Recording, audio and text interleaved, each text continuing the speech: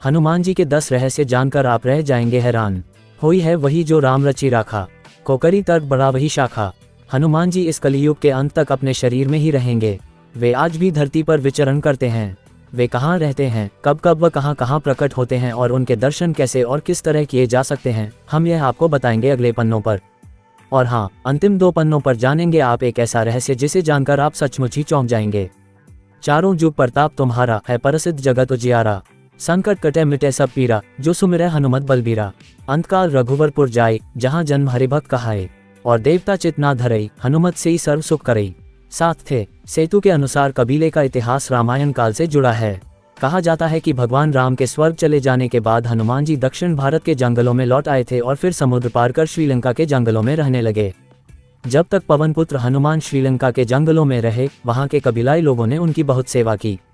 जब हनुमान जी वहां से जाने लगे तब उन्होंने वादा किया कि वे हर 41 साल बाद आकर वहां के कबीले की पीढ़ियों को ब्रह्मज्ञान देंगे। कबीले का मुखिया हनुमान जी के साथ की बातचीत को एक लॉग बुक में दर्ज कराता है। सेतु नामक संगठन इस लॉग बुक का अध्ययन कर उसका खुलासा करने का दावा करता है।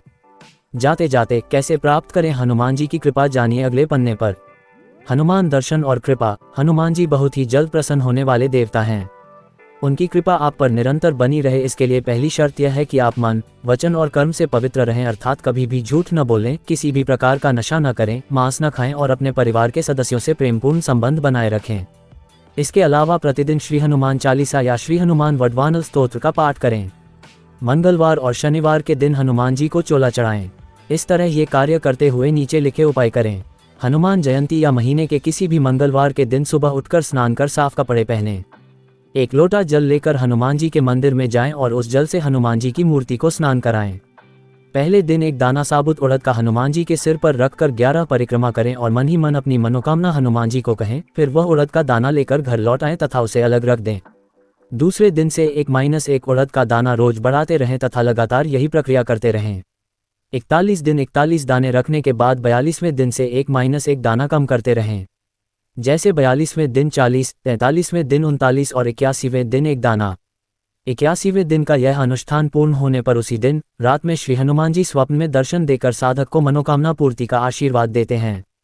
इस पूरी विधि के दौरान जितने भी उड़द के दाने आपने हनुमान जी को चढ़ाए हैं, उन्हें नदी में प्रवाहित कर दें। श्री राम के अनन्य भक्त हनुमान से जुड़ी कई कहानियां प्रचलित हैं, जिनमें उनके बल पराक्रम, बुद्धि चातुर्य और असामान्य साहस वृत्ति का परिचय मिलता है। भगवान शिव के अंश हनुमान अमर अजर बताए गए हैं। कलयुग में इनकी पूजा अर्चना त्वरित फलदायक बताई गई है। वायुदेव पवन पुत्र और मां अंजनी के पुत्र हनुमान बाल्यकाल में अत्यंत शरारती थे।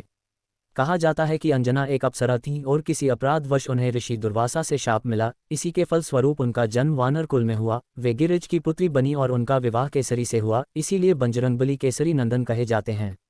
राम भक्त हनुमान ब्रह्मचारी हैं, अमर हैं और इनके भक्तों को भय, निराशा, ग्रह पीड़ा, दारिद्र्य और संकट से मुक्ति मिलती है। हनुमान जयंती के पावन अवसर पर इनसे जुड़ी अद्भुत कहानियां प्रस्तुत है। दिव्य फल से हनुमान जन्म।